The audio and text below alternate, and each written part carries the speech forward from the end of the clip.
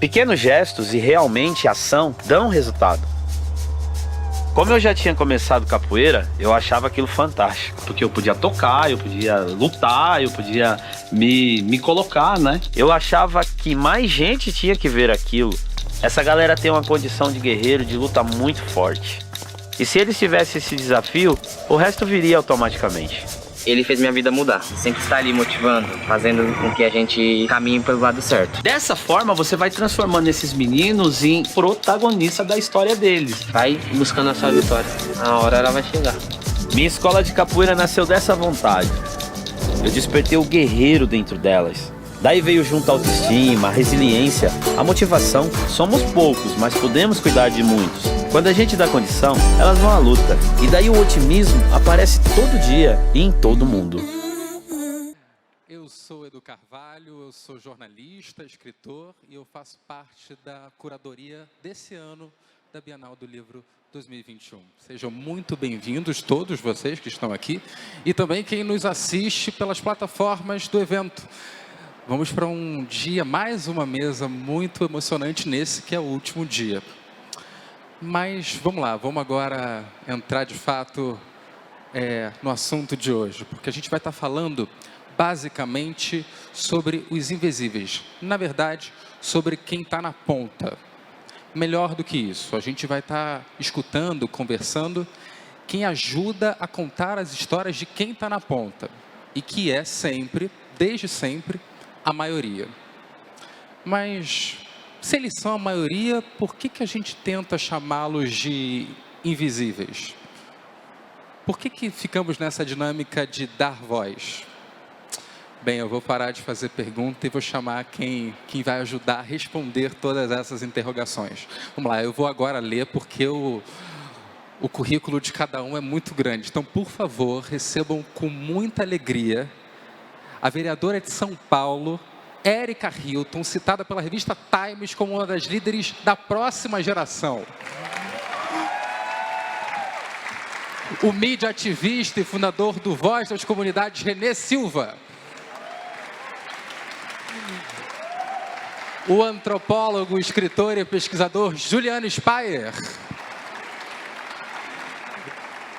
E o repórter, contador de histórias, Caco Barcelos. Vamos lá, vamos começar. Um prazer estar recebendo todos vocês. Que barulho é esse? É chuva? Caco, você está em São Paulo, né? Está chovendo aí? Mas ainda aparentemente sem chuva. Não, aqui agora o mundo desabou. Ainda bem que você está dentro de casa. É chuva. Para nos abençoar. Então, bem, essa mesa vai tentar explorar minimamente um pouquinho dos... Teve um pingo agora aqui. Vai tentar explorar minimamente, basicamente um pouco de Brasil. Então, para a gente dar o start inicial nesse encontro, eu queria perguntar para cada um de vocês o que hoje no Brasil é invisível e o que a gente precisa tirar da invisibilidade. Eu vou começar com Caco. Caco, para você, o que hoje é invisível no Brasil e nós precisamos tirar da invisibilidade? Acho que agora, ontem, há um ano e desde sempre, acho que a invisibilidade está na área mais habitada do país. A gente pode até traduzir isso em números. A invisibilidade está dentro da faixa de renda inferior a 2 salários mínimos. Essas são as pessoas cujas histórias são invisíveis no seu conjunto. São 80, representam, segundo a Oxfam, que é uma entidade independente que faz essa pesquisa, segundo a Receita Federal, que também é o órgão que avalia como anda a renda do brasileiro, IBGE, IPEA, várias entidades têm como prática no cotidiano a avaliação do perfil de renda do brasileiro. E essas avaliações todas chegam a essa conclusão, que 80% da população brasileira, significam 160 milhões de pessoas, tem uma renda que não garante dignidade em suas vidas. E a indignidade, ou a dificuldade, né, o confronto diário e muitas vezes contraditório da vida dessas pessoas, não me parece do conhecimento do conjunto da sociedade. Pouca gente me parece preocupada, embora tenha exemplos heróicos e imprescindíveis, ainda assim, eu acho que a história desse conjunto de 160 milhões de habitantes é como se houvesse dois Brasis. O Brasil das minorias, que são uns 40 bilhões, com renda inferior a R$3.000, R$2.000, 40%. Tem, evidentemente, 1% que tem renda similar aos milionários do mundo, né, mas não se concentram, não vão além de 1% da sociedade, algo como 10, 15 bilhões de pessoas. Então, os invisíveis estão dentro dessa massa de 160 milhões, é o meu modo de ver, isso que você me perguntou. Érica. Bom, acho que temos muitas invisibilidades no Brasil, né? Seria difícil até conseguir elencar quais são as invisibilidades que nós temos atualmente. Mas eu acho que coisas que estão invisíveis e que devem se tornar visível é a realidade brutal que assola a vida de 90% de mulheres transexuais e travestis. É a realidade do sistema prisional no nosso país, que atinge, em sua grande maioria, esta população que o Caco acaba de citar. Eu acho que a realidade dos territórios indígenas no Brasil, neste momento, também é uma invisibilidade que precisa ser pautada, que precisa ser colocada. Eu acho que o Brasil é composto e constituído de inúmeras invisibilidades humanas, subjetivas, que precisam ser colocadas no centro desta discussão, no centro desta roda, para que a gente possa falar em humanidades. Eu acho que a humanidade também é uma coisa que se torna invisível, porque quando eu sujeito estes grupos a um lugar de não humano, eu invisibilizo estes grupos, eu tiro deles aquilo que é mais bonito, o direito de se reconhecer enquanto humano, e a humanidade está intrínseca, o comer, o vestir, o morar, o estudar, o trabalhar e todas essas necessidades básicas. Então eu acho que essas invisibilidades são algo que eu tentaria elencar, porque como eu disse, são inúmeras, para dar um pontapé na nossa conversa. Juliano.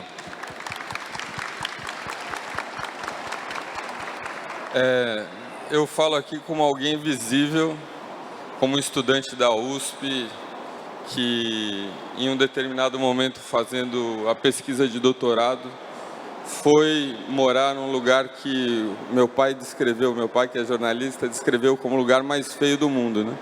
Que é simplesmente qualquer periferia do Brasil.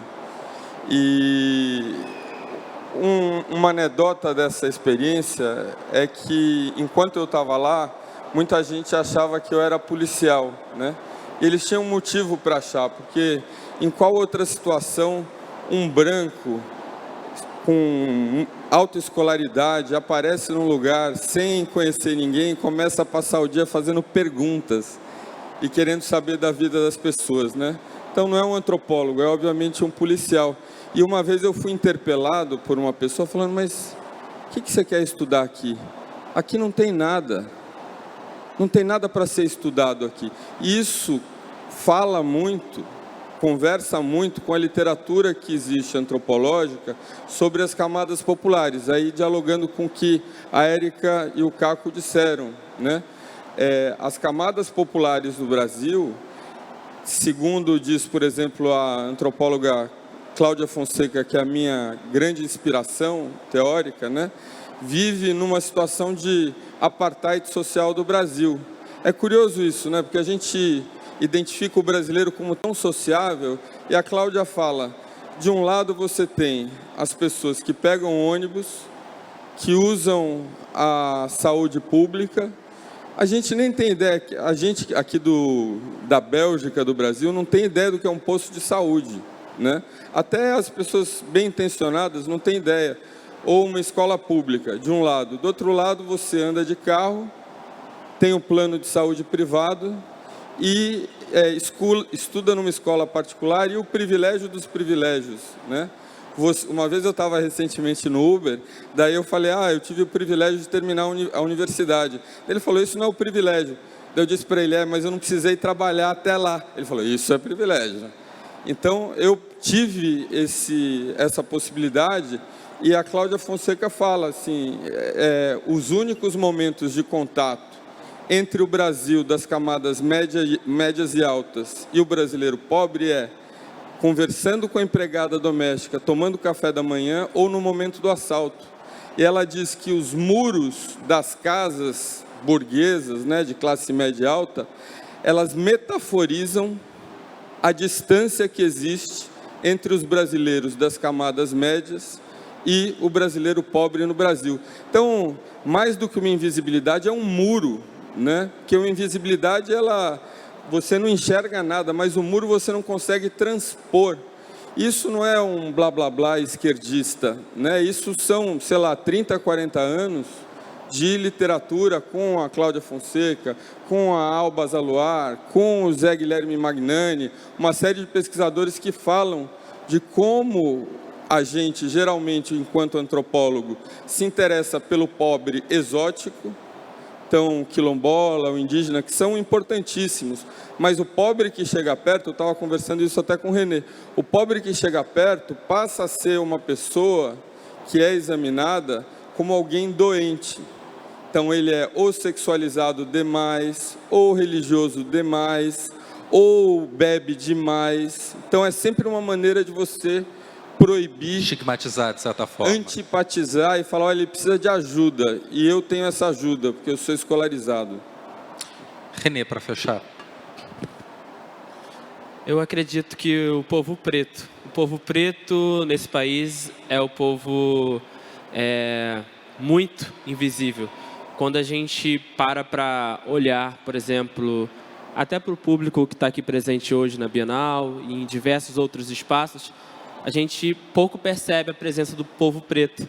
E quando percebe em outros espaços, a gente está percebendo muito de formas invisíveis, né? Quando você está andando na rua, quando você vê um transporte público passando lotado, ou até mesmo como a gente tem visto muitas vezes acontecendo esse ano e no ano passado, a gente teve isso mais exposto ainda na mídia, mas é uma realidade que já vem acontecendo há muitos anos, que é a prisão de jovens negros inocentes, né? A gente tem visto cada vez mais isso sendo mostrado na mídia, e há uma comoção, e há uma sensibilidade, né, sobre a sociedade de maneira geral, sobre tudo isso, mas isso não surgiu agora, não começou há 2 anos, não começou há 3 anos, quando as emissoras decidiram começar a pautar 0,5% desses casos que têm acontecido em Niterói, São Gonçalo, no Rio de Janeiro, na Baixada Fluminense, em diversas outras partes do país.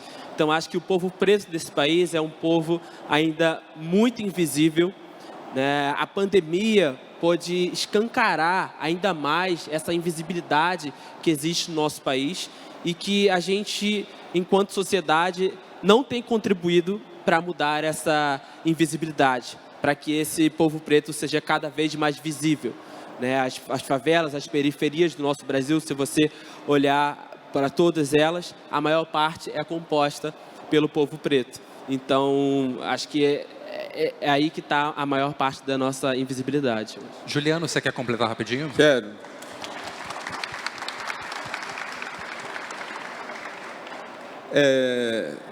Eu achei genial. Queria primeiro mencionar aqui o Edu ter criado uma mesa tensa, né? Assim, uma mesa que não é para a gente falar de coisas agradáveis e mesmo aceitas, né? Tenso. Eu estava ouvindo o René falar, eu me lembrei de uma situação, René, que eu passei 18 meses fazendo pesquisa de campo nesse bairro afastado em Salvador. E uma das coisas que me chamava a atenção era a questão da violência. Então, a violência era a polícia brigando com o assaltante. Mas o homem batendo na mulher ou batendo nos filhos não era chamado de violência. E eu evoluí um pouco nessa pergunta, né? Assim, por que né, uma coisa causa susto e a outra coisa causa aceitação? É inclusive bem visto, né? Eu estou educando o meu filho. E uma conclusão primária, né, que eu cheguei a partir dessa conversa, é que a violência, e isso uma colega amiga de pesquisa que estava lá morando me disse, que o pai dela batia nela como se fosse a polícia, mas a polícia mataria. Então você apanha para que você aprenda a se comportar dentro da sociedade de maneira a se tornar invisível. E nessa invisibilidade se proteja. Agora, isso tem dois lados. Um lado desse assunto eu uso essa invisibilidade como uma espécie de esconderijo. Então eu aprendo a dizer, eu sou trabalhador, tá aqui, sabe, eu não sou uma pessoa rebelde, eu mostro a minha submissão, etc. Por outro lado, você se anula também, que é aquela história do começo, né? O que você está fazendo aqui? A gente não tem nada para estudar, a gente é ninguém, né? Então aí está a invisibilidade, e eu acho que o problema da invisibilidade, né? Que ela tem uma função social de proteção, né? Você sai da vista das pessoas, então você não atrai atenção, então reduz a possibilidade de você ser atacado. Por outro lado, cala a sua rebeldia, eu acho. Tem um ponto muito interessante, porque as 4 falas, tanto do Caco lá em São Paulo, vocês 3 aqui comigo, eles falaram basicamente nessa primeira pergunta sobre o quão desumano a gente tem que chegar para a gente evoluir para o processo da humanidade e, enfim, passar para sair do campo da invisibilidade. Mas toda essa violência começa pela linguagem, pela narrativa, pela palavra. E aí eu jogo para o Caco. Porque, basicamente, Caco, nós comunicadores, jornalistas, de certa forma, toda vez que a gente vai falar das maiorias, a gente tende a falar que são minorias. Então, a começar a exploração dos invisíveis, a culpa seria, então, dos comunicadores? Eu acho que a gente tem que ser responsável pelos nossos atos de omissão, sobretudo. E, embora eu gosto sempre de destacar trabalhos maravilhosos de guerreiros, pessoas muito corajosas, precisamos de mais de aliados, já que você falou da nossa profissão, do jornalismo, a gente precisa de aliados para virar, de alguma maneira, essa lógica da narrativa sobre violência. O René falou sobre isso, o Juliano também, e eu iria complementar. Eles falaram de coisas que são muito graves, que é a prisão de um inocente. Mas tem coisas muito mais graves do que isso, e até mesmo a violência doméstica, quando não envolve a morte, que é a execução cotidiana ou os tiroteios cotidianos que levam à morte dos jovens, sobretudo dos negros, das áreas mais habitadas do país, sobretudo nas grandes cidades, como aqui São Paulo, Rio de Janeiro, Salvador, onde mais está acontecendo no Pará, onde há tropas de elite, isso progressivamente tem aumentado. E colocando essa questão sobre a nossa narrativa, eu acompanhei, assim como acho que todos os brasileiros acompanharam, aquele absurdo que foi a morte de um cidadão americano, tratado dessa maneira pela imprensa brasileira, por um policial que ajoelhou sobre o pescoço daquele cidadão negro até asfixiá-lo, até a morte. Aquilo gerou um protesto muito grande das comunidades negras dos Estados Unidos, também dos brancos solidários. O mundo inteiro ficou chocado com aquela situação. Bom, no mesmo dia que aquele cidadão negro morreu daquela maneira, no Rio de Janeiro, 4 jovens foram mortos brutalmente, porque são 4 aqueles que são mortos todos os dias, desde o ano de... Para você que está nos assistindo agora, a gente teve uma queda de luz por conta da chuva que acomete o Rio de Janeiro nesse momento. Nós resistimos e voltamos. Érica, muito obrigado à técnica, e você continua com a gente, tá? Ainda temos mesa 5 e 7 da noite.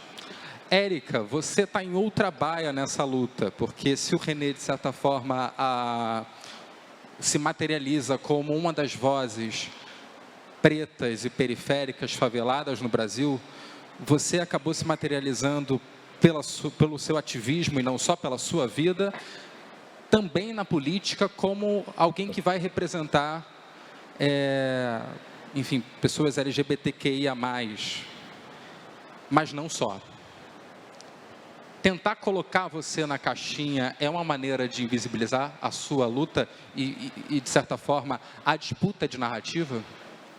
Sem sombra de dúvida alguma, tentar me colocar em uma única caixinha é uma forma de invisibilizar e é uma forma também de manter os estereótipos e os preconceitos nos lugares, né? Porque aí a gente diz, tem ali aquela que vai representar a pluralidade daquele grupo que vai ser visto como singular, quando na verdade eu sou uma mulher, eu sou negra, eu sou travesti, eu venho da periferia, eu venho das esquinas de prostituição, mas eu também sou filha, sou irmã, sou cidadã, conheço o serviço de saúde, a educação, o transporte público, a importância que a cultura tem para a sociedade, e aí querer que a importância do debate, do orçamento nas cidades, para que a gente possa transformar, mudar esta realidade das populações e dos grupos dos quais eu faço parte. Então, quando tentam dizer, você é a representante LGBTQIA+, que já seria muito, porque nós vivemos em um país que joga às margens a população LGBTQIA+,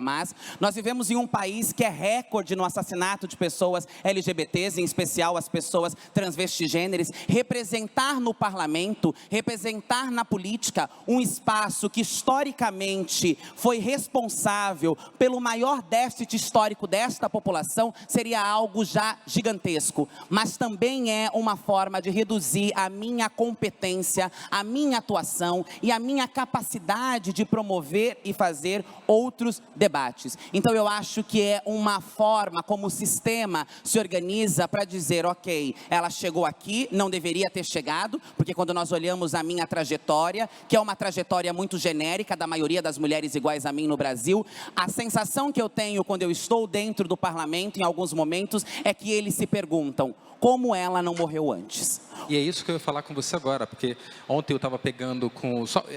perdão de contar, mas os números... Aí vem o número e eu gosto... E eu vou te passar.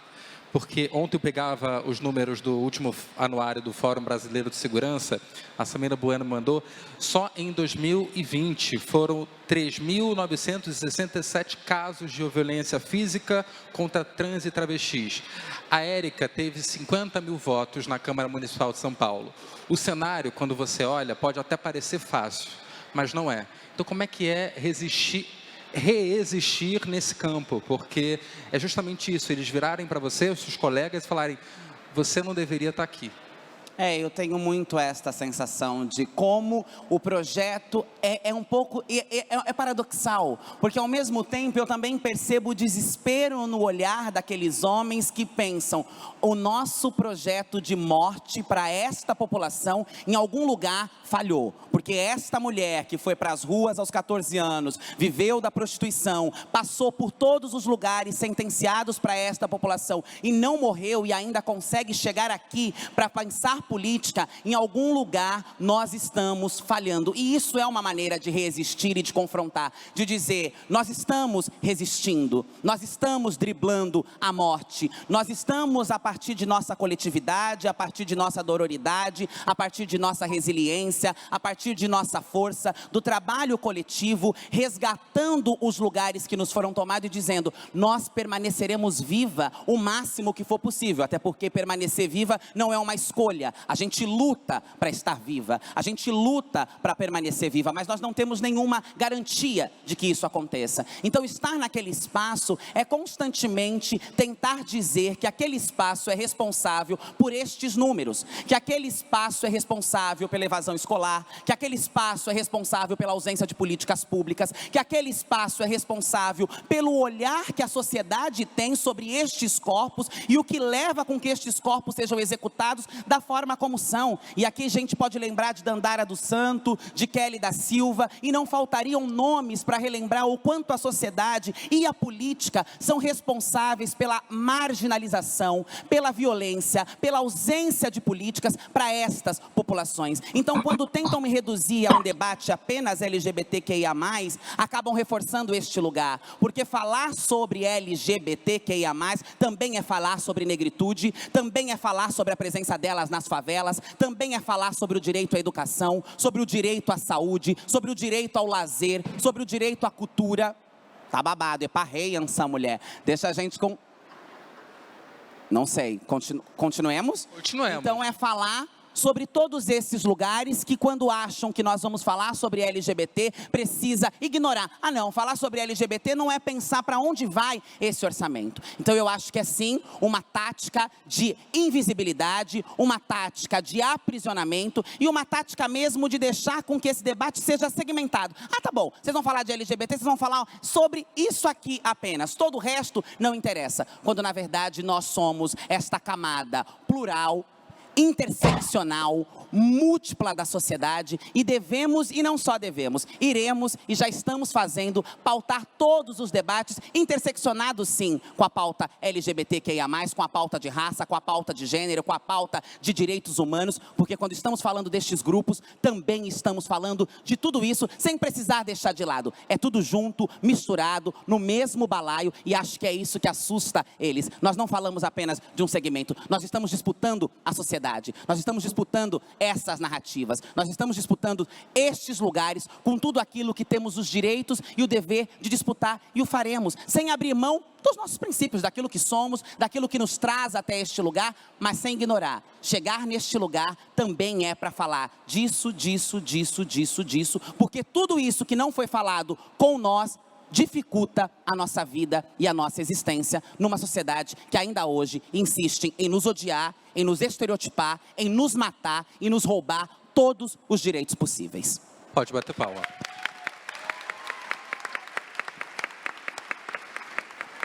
Juliana. Eu queria... O antropólogo é um pouco um problematizador, né?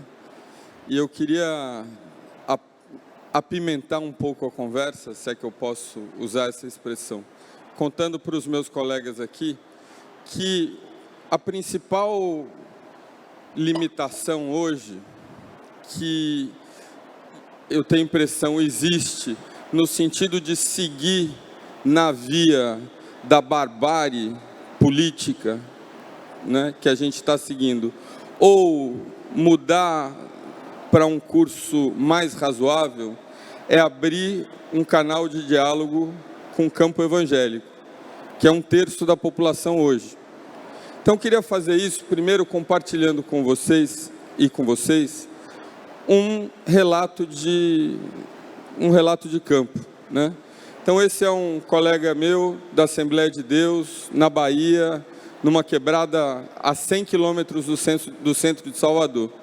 Ele é pedreiro, vai para a Assembleia de Deus, tem uma moto que ele está pagando, ele mora numa área ocupada, que não tem iluminação, ele está ajudando a construir ali a versão da Assembleia de Deus ali no bairro.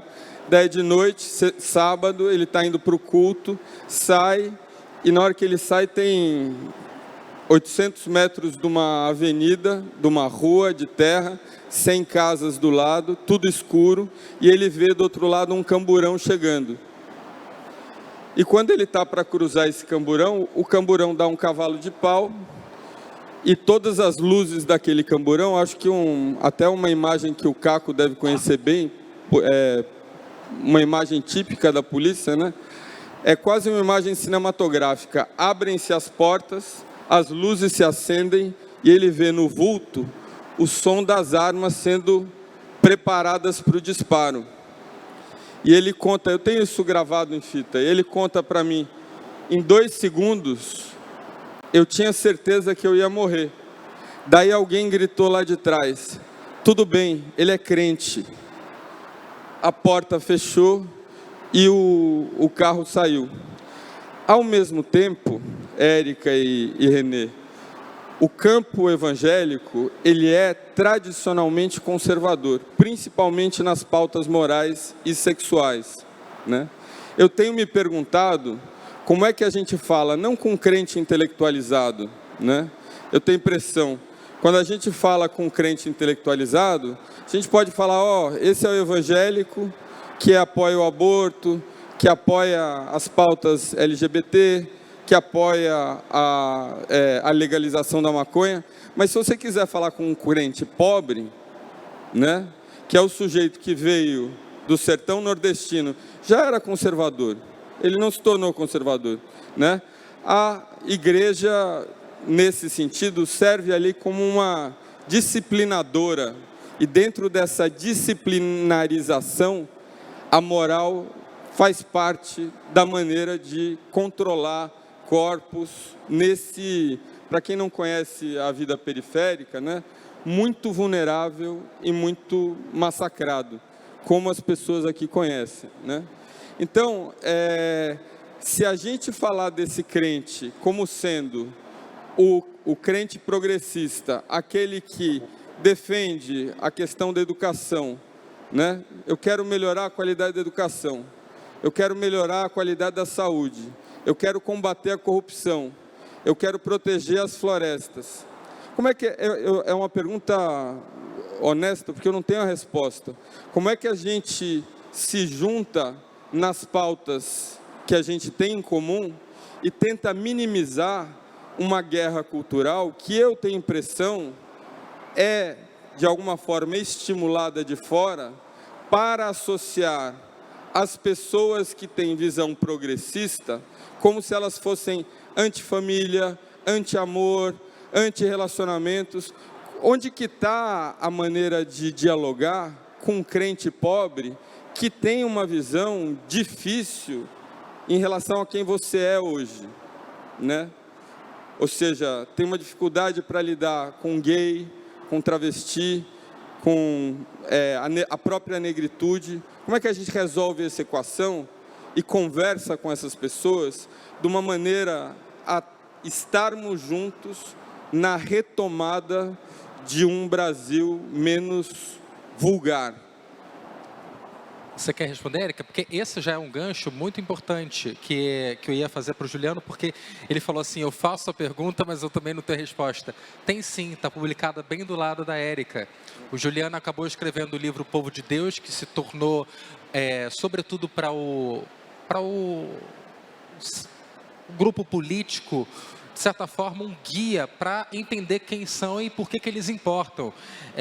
Tem uma projeção, não sei se todo mundo sabe, mas tem uma projeção, né, Juliano, você usa isso no livro, de que em 10 anos...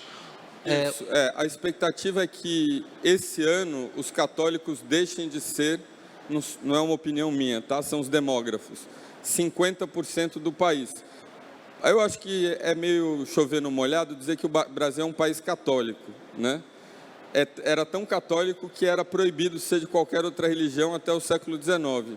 Até 1970, os católicos eram 90% do país. Esse número está despencando na mesma proporção que o número de evangélicos está subindo, por um trânsito religioso do catolicismo para o cristianismo evangélico. Agora, nesse ano, os católicos, pela primeira vez na história do país, são menos do que 50%, segundo a projeção da curva de crescimento.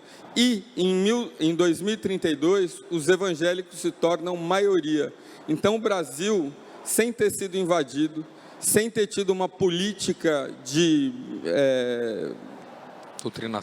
fortalecer de uma forma institucionalizada o cristianismo evangélico, que o cristianismo evangélico pentecostal, ele é popular. Por mais que hoje a gente tenha mega igrejas, etc., quem está dentro das igrejas, principalmente, a gente estava até falando isso, né?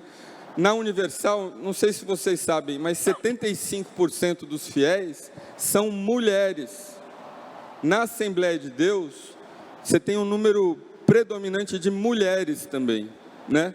Então, a gente vai viver um trânsito sem precedentes na história da humanidade, de um país que era católico e está se tornando protestante. Isso deve acontecer em 2032.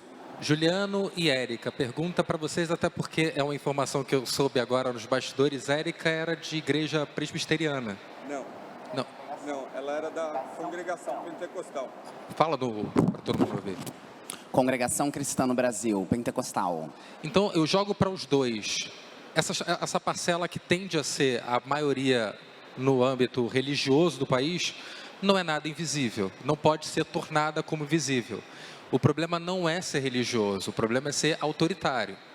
Como é que a gente consegue dialogar com esse grupo? Eu acho que essa dicotomia ela é bastante importante. Eu dizia isso com o Juliano, né? Existe a fé, a espiritualidade, a religião, o templo religioso, aonde a maioria das pessoas, eu venho de um lar religioso, eu cresci em um lar cristão, eu me batizei na congregação cristã no Brasil, eu preguei, profetizei, expulsei demônios, falei em línguas, numa tentativa de aniquilação da própria identidade. Mas enquanto estava ali, aquilo era verdadeiro, aquilo era honesto, a minha mãe achava que era um caminho. E as pessoas não estavam ali pregando necessariamente o ódio contra o outro, a violência. Eram espaços de encontro, eram espaços de fortalecimento da comunidade, eram espaços de troca, eram espaços, inclusive, que supria muitas vezes a ausência da presença do Estado. A igreja cumpria um papel que o Estado deveria cumprir. Agora nós temos uma diferença que é o fundamentalismo religioso. Isso é uma ferramenta política. Isso é uma plataforma pensada por estes que você cita como intelectuais. Pessoas que estão em uma camada de domínio, de poder, de ascensão, de intelectualidade e que vai se utilizar da fé, da precariedade, da ausência do Estado, da vulnerabilidade econômica, emocional, histórica, social, daqueles indivíduos para dizer, olha, você precisa odiar tal grupo social, você precisa combater tal existência. Isso é um projeto que é político e não um projeto que necessariamente é religioso. Mas aí o Juliano trazia uma observação importante que é a espiritualidade, a fé, a religião também se embrenhou na política para a manutenção do poder, para manter o status quo de poder. Então você começa a ter um espaço que era um espaço de encontro, um espaço de fortalecimento, como um espaço de pregação contra grupos específicos, sejam essas populações, a população indígena, a própria população LGBTQIA+, a própria negritude, como por exemplo na congregação vai passar por alguns conflitos estéticos, porque é preciso o uso do véu, então um cabelo black power para a colocação do véu é um cabelo que esteticamente não é bom, então você vai ter aí um grande desafio, porque a grande maioria da população que também está ali é a população negra, é uma população precarizada. Agora, encontrar o caminho, a resposta. O Juliano disse, eu não tenho a resposta para essa pergunta e lança essa pergunta. Eu também não tenho a resposta para essa pergunta. Eu tenho tateado, eu tenho buscado entender como que nós vamos nos aproximando desse setor que foi colocado para nós como inimigos. Nós não somos inimigos das mulheres evangélicas, nós não somos inimigos das donas de casas que acreditam em sua fé, que acreditam no seu Deus e que buscam muitas vezes nesse Deus o alívio para a fome dos seus filhos, para a violência doméstica, para a violência policial, e é dentro da igreja que elas vão buscar essas respostas. Nós somos aliadas dessas lutas. Agora, como encontrar o ponto contra o que diz aquele pastor, aquele cooperador, aquele ancião de que uma mulher negra travesti na política não pode ser uma aliada, eu tenho buscado sempre o caminho da didática, o caminho da educação. Vamos educar para esta mulher, o que é ser uma travesti, o que é ser negra, qual é a história da negritude no Brasil, qual é a história do cristianismo no Brasil, e ela vai poder também fazer suas próprias escolhas, porque o que eu percebo na minha criação é que a igreja impõe uma verdade, impõe um caminho e diz, você deve acreditar nisso aqui, e se contestar vai para o inferno. Quem contesta fica louco. Esse é um discurso muito comum nas igrejas. Você não pode querer descobrir os mistérios que há entre o céu, a terra, o inferno, etc. Acho que um caminho importante para buscar um canal de comunicação, de diálogo, de apresentação de uma possibilidade de luta em conjunto, que é, eu não preciso estar aqui e você está lá, nós podemos lutar de forma coletiva, é dar possibilidades de reflexão, de ensinamentos para estas pessoas. Vejam, estas são as possibilidades. Talvez vão ter muitas pessoas que não querem, a igreja também tem muito fascista, tem muitos conservadores que vão ficar pregados ali, seguros naquele pensamento, mas tem muita gente que está ali desinformada, perpetuando uma lógica, e quando a gente consegue, e acho que também tem um ponto, a esquerda, em uma grande maioria, o ativismo, precisa encontrar às vezes uma linguagem mais branda. Talvez o discurso que eu faço aqui com o público da Bienal pode ser um discurso mais enfático, pode ser um discurso mais rasgado, pode ser um discurso mais direto. Se eu quero falar com a Dona Maria do bar, com o seu Antônio, com a minha mãe, com a minha tia, e eu quero que elas sejam aliadas na minha luta, eu não posso chegar lá rasgando tudo aquilo que elas acreditam. Eu não posso chegar lá com uma outra verdade pronta, porque a verdade pronta delas é muito mais convincente do que a minha. Eu tenho que chegar mostrando caminhos, criando pontos de diálogo. diálogo. E eu fiz isso. Minha mãe é a mulher que me colocou para fora de casa por eu ser uma travesti, e hoje é uma mulher que luta contra a transfobia. Hoje é uma mulher que reconhece o que é a transfobia, o que é a LGBTfobia, mesmo sendo evangélica da Congregação Cristã no Brasil. Ela não abandonou a igreja, mas ela teve possibilidades de olhar por outro ângulo e dizer: é este o caminho que eu quero seguir. Acho que esse é um caminho que podemos tentar e talvez alcançarmos um objetivo de trazermos essa parcela para a nossa luta também. Juliano, quer complementar rapidinho antes de eu passar para a plateia? Complementar rapidinho. Não, eu queria falar sobre o pastor Henrique Vieira. No livro, uma das minhas... O meu livro é um livro chato, sabe? Não chato, ele é muito gostoso de ler, mas ele é um livro que pisa em muitos pés. Então ele pisa no pé dos crentes, pisa no pé da direita, pisa no pé da esquerda, né? Para meio que colocar um espelho e falar: olha, não é o outro que tem um problema, né? São os outros, né? Você incluído. Mas enfim, o pastor Henrique Vieira é uma pessoa que, a princípio, eu não considerava um bom interlocutor para esse assunto, porque eu entendia que ele era uma pessoa muito sofisticada para falar com o crente pobre, né? Agora, semana passada, ele participou de uma live que eu estava acompanhando, e ele falou um negócio que para mim meio que resolveu essa chave, né? E tem também a ver com o Marcelo Freixo. Assim, e não é à toa, eu acho que eles colaboraram há muito tempo, que o Freixo foi professor do Henrique Vieira, como professor de história, né? Então, estão olhando para essa coisa. O Freixo foi, num desses últimos eventos, usando a camisa verde e amarela, disputando esse emblema. E o Henrique Vieira falou nessa conversa anterior: por que que nós abrimos mão da palavra família? Por que que a família virou um domínio deles? Por que que a gente não pode falar sobre a importância da família e dizer que nós somos também da relação familiar? Por que que a gente não pode falar sobre o amor, né? E daí, quando ele é confrontado, por exemplo, em relação, o Henrique Vieira falando, a relação da LGBTQIA+, por exemplo, que eu nem acho que é o tema mais tenso em relação ao crente, como é o caso da sua mãe. Eu acho que o tema em relação ao crente é o aborto, principalmente, né? O ponto ali que ele fala: olha, nós precisamos, no longo prazo, conversar com essas pessoas em relação à vida, né? E a vida ser o enquadramento para que essa conversa aconteça. Então, quando nós falamos sobre família, e famílias travestis, e famílias LGBT, etc., você vai falar: você prefere que essa pessoa seja assassinada ou que ela seja reconhecida? E aí vira uma questão de vida. E está posto dentro do contexto da igreja. Você prefere que a maconha seja legalizada, ou você prefere que essas crianças, esses adolescentes, sejam assassinados como eles estão sendo? Você prefere que exista a legalização do aborto, ou você prefere que essas mulheres morram por conta da ausência de presença do Estado?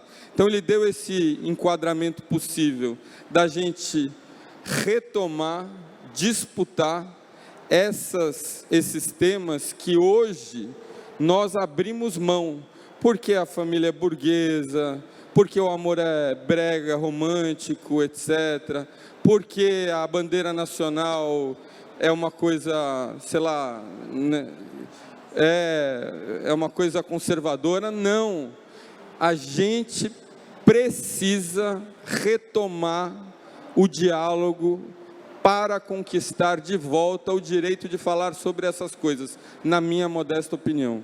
E aí eu passo, antes de ir para a plateia fazer pergunta, eu passo para o Caco, que é um mestre em contar e se comunicar. Como é que a gente disputa ainda mais as narrativas? Como é que a gente resignifica toda essa polarização para tirar da invisibilidade quem, na verdade, é a maioria? Bom, estou encantado aí com as coisas que estou ouvindo, Juliano, a Érica, o Renê. Acho que vocês estão muito mais perto, em busca de soluções, do que a minha postura, que é uma postura observadora, né? Eu sou repórter da observação, quase nunca imito juízo.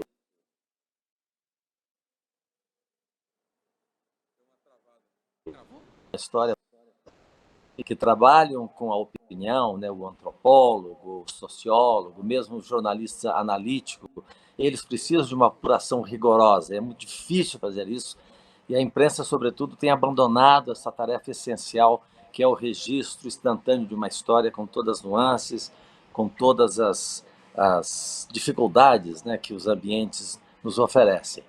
Para não me isentar assim, de uma busca de uma mudança de postura, eu acho que para mim é muito claro que o conjunto da sociedade, com base nas pesquisas, né, que os especialistas estão sempre divulgando, no seu conjunto, a sociedade brasileira, seja formada pelas minorias, raras minorias de milionários e ricos, a nossa razoável classe média, a nossa imensa pobreza, é formada no seu conjunto, as pesquisas mostram, por pessoas que são patrimonialistas, preconceituosas, conservadoras e, sobretudo, individualistas. Isso dentro das igrejas, fora das igrejas, um super baile da juventude de qualquer segmento social, de qualquer causa identitária, você observa como essência isso.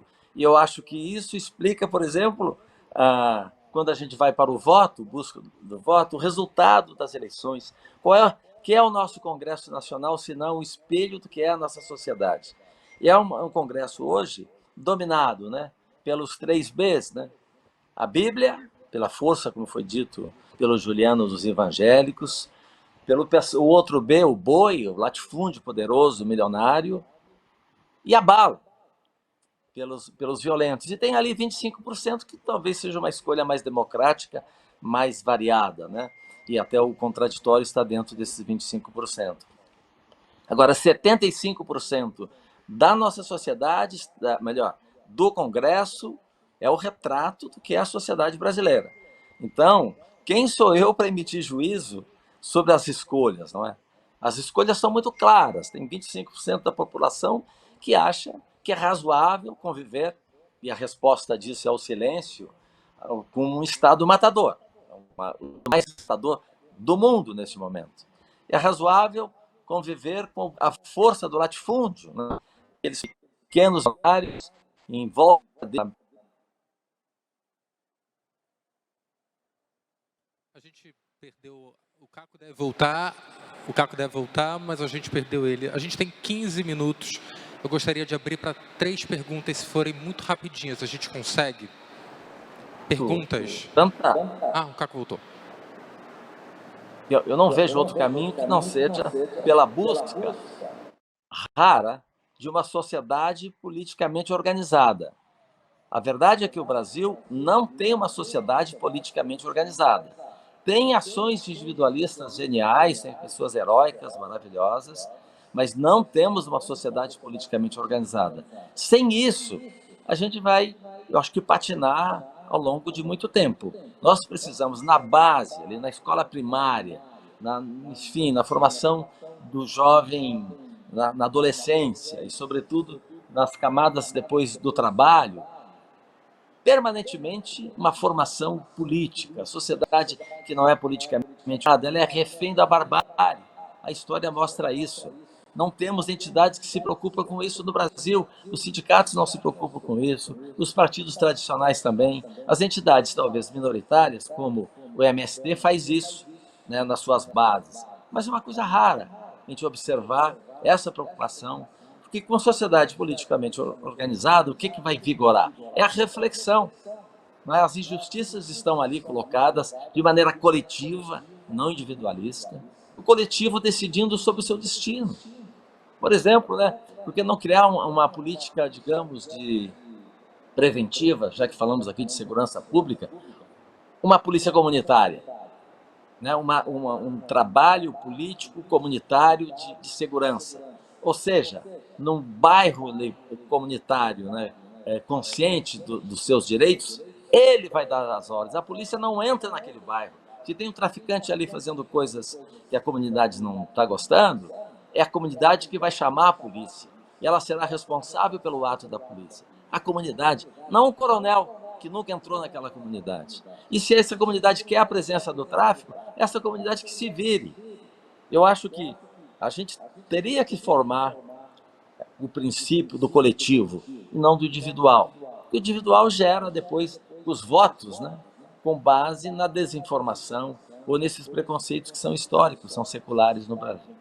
Mas é apenas uma modesta opinião, já que eu não sou um profissional das opiniões. Ele começou falando, eu sou isento. mais do que isso, eu sou dois disso. Vamos passar para a pergunta. Obrigado, Caco. Temos ali... Aqui. Olá, boa tarde. Meu nome é Luana Paz, eu sou estudante de jornalismo e vim representando o Centro de Produção Multimídia da TV Uva Web. A minha pergunta vai ser direcionada para Érica Hilton. Agradeço já por estar aqui, essa palestra que tem muito a agregar valor para quem é ouvinte hoje. Érica, você está à frente da presidência da Comissão dos Direitos Humanos na Câmara de São Paulo, com trabalhos de combate à fome, proteção à população em situação de rua e tem promovido diversas audiências públicas. Queria saber de você como é estar à frente dessas ações, em razão também do tema, da temática dessa palestra, dos invisíveis, de tantos grupos que são ditos como invisíveis socialmente. Obrigada. Eu posso colher e aí a gente vem para cá para a gente otimizar, porque temos 10 minutos? Obrigado, eu guardo essa para você. Tranquilo. Mais alguém? Aqui.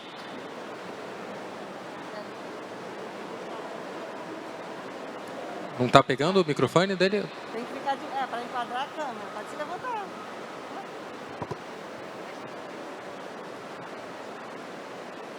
Vamos. Tem uma mão levantada aqui. A gente faz as três. Por favor. Olá, gratidão a todos aí por essa bela mesa. Obrigado. Que veio para trazer assim, a transparência de tudo que a gente precisa para prosperar nesse universo de fartura. Mas tem uma questão que eu acho que a gente tem que estar sempre lembrando. A gente esquece, por exemplo, dessa questão da invisibilidade, quando ela se torna visível, só quando é para enxergar o que é mal feito, taxado pelo povo branco com relação aos pretos. Eu me lembro na última Bienal, onde eu participei de uma mesa, onde tinha um político, que ele veio com todos os dados numéricos para falar que os presos representavam uma despesa social de não sei quanto, e não sei se por infelicidade dele, na ocasião, eu tinha acabado de ter lido uma matéria com relação às despesas dos políticos, e que era 5 vezes mais superior a deles.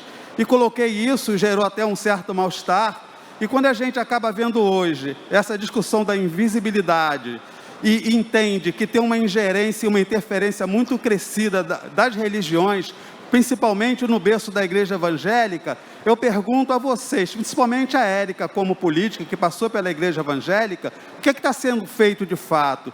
Que a gente acaba, em função de todas essas falas que nós tivemos, projetando um holograma a partir de uma situação que ela é muito ruim e que, na verdade, quanto ser humanos, o nosso holograma, ele prima por ser 1000 vezes melhor.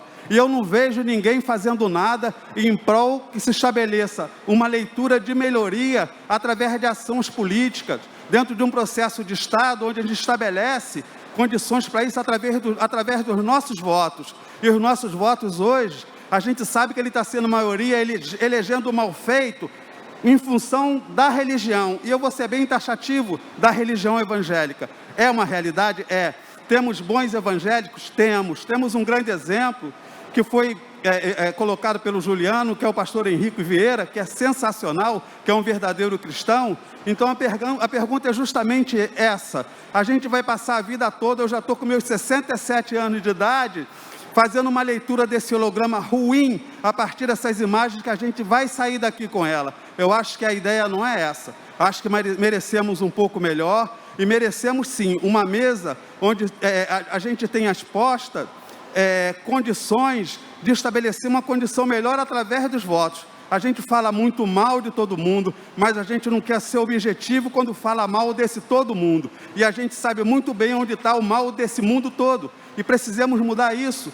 E a nossa proposta de mudança vem através dos nossos votos. Então, é ver o trabalho de vocês para que a gente consiga reverter esse quadro. E, mais uma vez, gratidão pelas falas de vocês, por essa bela mesa, Érica, parabéns. E fica tranquila com a sua fala, que ela chega na calmaria, ela chega na lentidão e na gratidão. Obrigado. Muito obrigado. Vamos só mais uma, muito rápido, para a gente conseguir voltar para a mesa. Está aqui? Lá. Infelizmente, eu tenho 5 minutos. Alô, a minha pergunta é para o Caco Barcelos. Eu tive a oportunidade, nas anteriores bienais, participar do Café Literário e fui uma das que participei de um debate que ele fez, né, como assistindo, né, sobre jornalismo investigativo. Eu sou moradora local, sou professora de música, artista plástica, desenvolvo um trabalho com arte e educação, e a minha pergunta é referente a esses grupos locais que são facilmente identificados, porque eles são locais, eles moram, estão presentes, são vizinhos, pessoas conhecidas, e que se arvoram em dominar de uma maneira tal que expandem-se esses tentáculos desses poderes, e você realmente vê que aquilo seria uma coisa facilmente sanada, porque são pessoas facilmente identificadas, certo? Eu sou uma moradora e frequento essa área há bastante tempo, sou uma pessoa bem conhecida no local,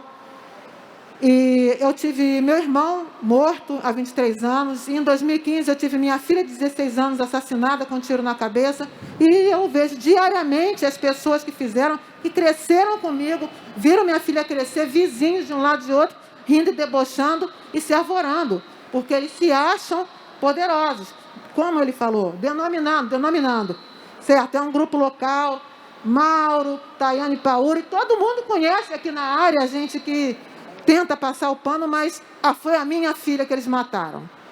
Boa noite, obrigada. Obrigado. Caco Barcelos, o que fazer com isso?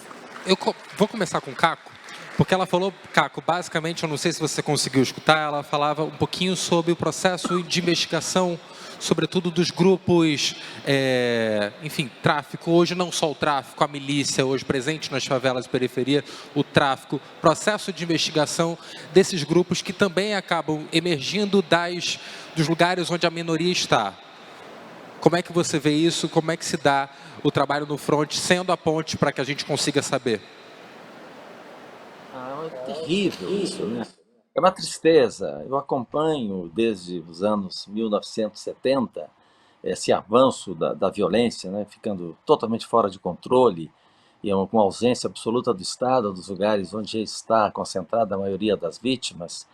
E é uma situação dramática, porque você não pode esperar decisões individuais das pessoas que são vítimas dessas histórias, porque elas conseguem apenas com isso concentrar a atenção e aumentar o potencial de risco que ela já corre. Então, eu acho que eu volto à minha fala anterior, eu acho que esse exemplo que você me dá, que aconteceu com a sua filha, com seus parentes, e eu reforço, né, ainda mais o que eu disse antes. A gente não pode esperar uma iniciativa individual da comunidade ali, mas a gente precisa, né, buscar mecanismos de força, que a força está com os moradores, não é? As pessoas honestas, as pessoas corretas, as pessoas que trabalham diante de tanta injustiça, essas pessoas que são a força, que são o poder, a gente não tem consciência disso porque a gente não é organizado politicamente, né? As organizações são muito individualistas ou nem sequer existem nas comunidades que mais sofrem. Eu acho que há avanços nesse sentido. Nós que trabalhamos na imprensa profissional, a gente depende radicalmente dos verdadeiros repórteres envolvidos nessas cenas de brutalidade, e os verdadeiros repórteres são os moradores, são os parentes, as vítimas dessas histórias. Sem eles, sem a confiança deles, a gente não consegue fazer nada. com a ajuda dessas pessoas, a gente pelo menos retrata o que está acontecendo, o que é muito pouco, mas retratar é essencial. No passado a gente não tinha os recursos que temos hoje, quase toda casa hoje tem um aparelho, né, um smartphone, um aparelho com câmera. Antigamente eu entrava nas comunidades pedindo relatos, hoje eu peço provas, imagens, fotografias. É um avanço interessante na busca do registro exato desses acontecimentos que precisam de investigação, né, busca da punição, porque sem punição eles tendem a crescer noite e dia. Eu não sei se vocês estão me ouvindo, acho que eu perdi pelo menos a imagem de vocês. Vocês continuaram me ouvindo ou não? Podiam sinalizar? Gritem! Ai, que bom. Escutou, Caco? Se eu estivesse falando sozinho.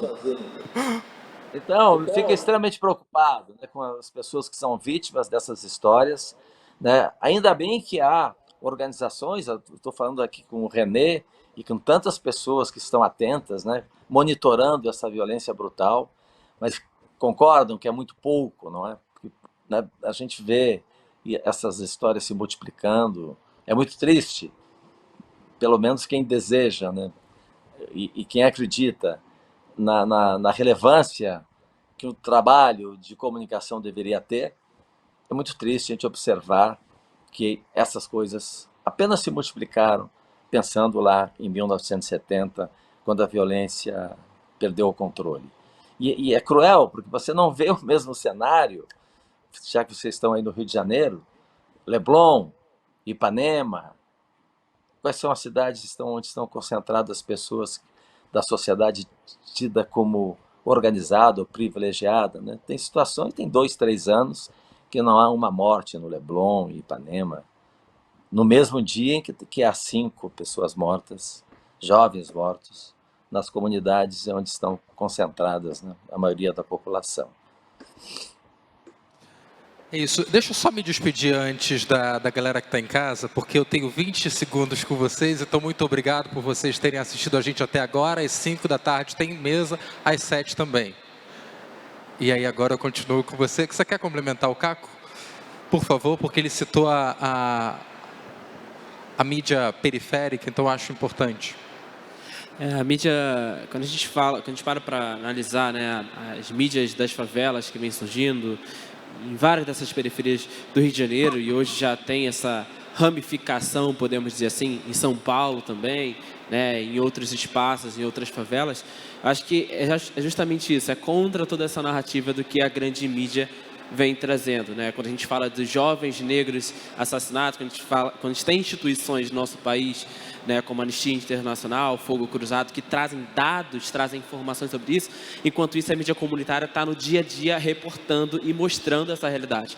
Quando esses jovens são presos injustamente, quando esses jovens são mortos dentro das favelas, quando as crianças são impossibilitadas de vir para a Bienal do Livro, aconteceu essa semana, por exemplo, muitas crianças de várias favelas do Rio de Janeiro postaram, os professores, as escolas postaram nas redes sociais, que não conseguiram vir para a Bienal esse ano por conta de operações policiais, por conta de tiroteios, impossibilitando, tendo assim cancelado essas ações. Então, acho que a gente tem um poder muito grande ali, enquanto mídias comunitárias, de falar e de mostrar essa realidade a partir da nossa percepção. Érica, a pergunta era sobre o seu trabalho atualmente na Comissão de Direitos Humanos da Câmara Municipal de São Paulo. Como tem sido feito, você completou recentemente, acho que alguns meses, se eu não me engano, eu vi um dos últimos posts na rede social, Gabriel. Quantos meses? 1 ano já, né? Passou rápido, viu? Então, como é que tem sido esse trabalho sendo presidente da Comissão de Direitos Humanos? E aí eu já coloco a segunda pergunta, que é também para o Juliano responder, logo em seguida, que, enfim, a fala do nosso amigo. Tem saída? Acho que é basicamente isso, né? Tem saída, tantos lados, quer dizer, esses dois lados, religião e política, tem saída para um Brasil menos desigual e possível, não tão distante? Acho que já vou tentar interseccionar as duas perguntas numa única resposta por conta do tempo. Acho que o trabalho que tem sido desenvolvido na Comissão de Direitos Humanos com estas populações que foram citadas pela moça que fez a pergunta, então a comunidade LGBTQIA+, a população em situação de rua, o combate à fome, que é uma realidade gritante no Brasil, mas em São Paulo a gente tem visto assim nitidamente o aumento da população em situação de rua e o drama que tem sido esta realidade e que é um lugar onde se disputa muito este público que você coloca, tem sido um trabalho muito enriquecedor. Tem mostrado para nós que é possível sim fazer uma diferença e utilizar da política como um instrumento efetivo de busca de respostas e saídas para estas angústias, para estes sofrimentos humanos, transformar a Comissão em Direitos Humanos em um espaço sim de acolhimento, de recebimento de denúncias, mas também um espaço que busque as soluções para essas denúncias, que busque em conjunto, em forma coletiva, com outros órgãos e com outras instituições, como nós podemos trazer respostas, como nós podemos trazer soluções trabalhando com a sociedade civil, porque muitas vezes a atuação institucional, ela acaba sendo uma atuação limitada, ela acaba sendo uma atuação que vai depender de outros atores para que a gente possa caminhar e muitas vezes esses outros atores não estão comprometidos com acabar com a fome, não estão comprometidos com acabar com a violência, não estão comprometidos com diminuir os dramas que estão envolvendo as pessoas, as cidades, as humanidades, antes, durante e depois da pandemia. Então o trabalho que a gente vem realizando junto com a população, junto com as pessoas, é também um trabalho que vai mostrando que a presença de uma base consolidada, que a presença de um mandato preocupado com as angústias e com as necessidades das pessoas pode de fato consolidar uma disputa efetiva desta narrativa que você coloca como uma narrativa problemática, que através deste voto que você enfatizou tão bem, como um instrumento importante sim, um instrumento importante de sair desse limbo, de sair dessa ausência de voz, de sair dessa ausência de perspectiva, de pensar como através desse espaço que nós estamos ocupando, nós conseguimos disputar estas narrativas, nós conseguimos disputar esta sociedade, é fazendo um trabalho de base, é fazendo com que as pessoas não estejam tão precárias, tão vulneráveis, tão fragilizadas, a ponto de acreditarem e cederem a qualquer tipo de discurso, é mostrar que há saídas e que essas saídas são construídas através do coletivo, que essas saídas são construídas através do trabalho de base,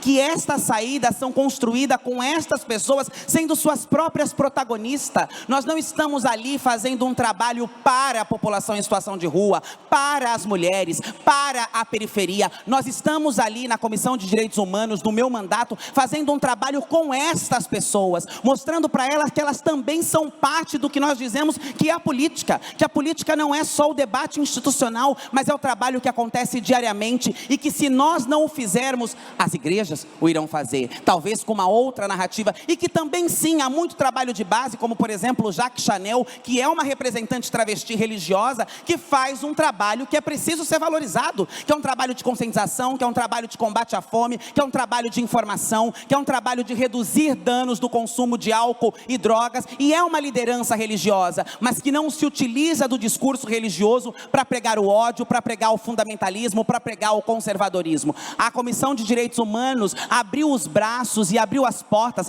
para que a sociedade construísse e desse as diretrizes do trabalho da Comissão de Direitos Humanos. E eu acho que eu posso responder que isso é gratificante. Isso para mim é uma honra, poder presidir uma comissão onde as pessoas têm vozes, onde nós temos conseguido organizar inclusive partidos de outro espectro político, mas que se somam a essa iniciativa para fazer com que esse trabalho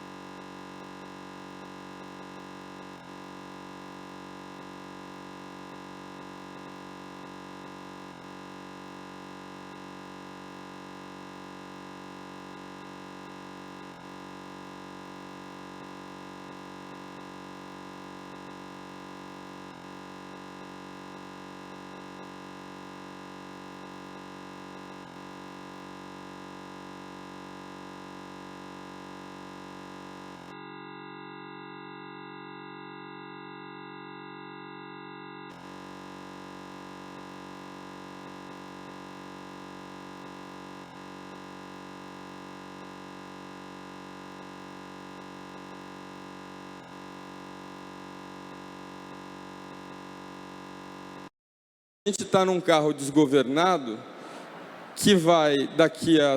o caos climático, para quem não sabe, não é que a Terra vai aumentar de temperatura, é que o aumento da temperatura da Terra, está faltando um tantinho assim, vai produzir uma desorganização no clima, de maneira que a gente vai ter muitas desertificações e muitas mudanças de temperatura súbita, como essa que aconteceu nos anos 40 no Nordeste. As previsões mais otimistas são de deslocamento de 600 milhões de pessoas. As menos otimistas, de 2 bilhões de pessoas. Ou seja, nós temos em 50 anos, então algumas pessoas de vocês aqui verão isso acontecer, uma possibilidade muito mais difícil de reverter a situação do planeta.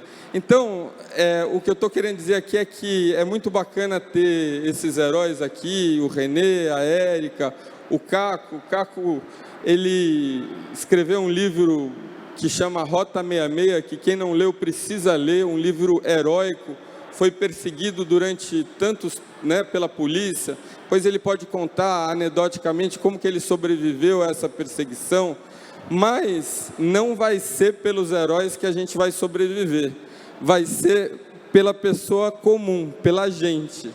Então, não somos nós, somos todos nós aqui. A gente está em vias de terminar uma linda experiência de vida na Terra. E se a gente não for ativo em relação a fazer isso, a gente não vai estar aqui para contar história. É isso. Obrigado, gente. Façam a sua parte. Nós temos um mimo.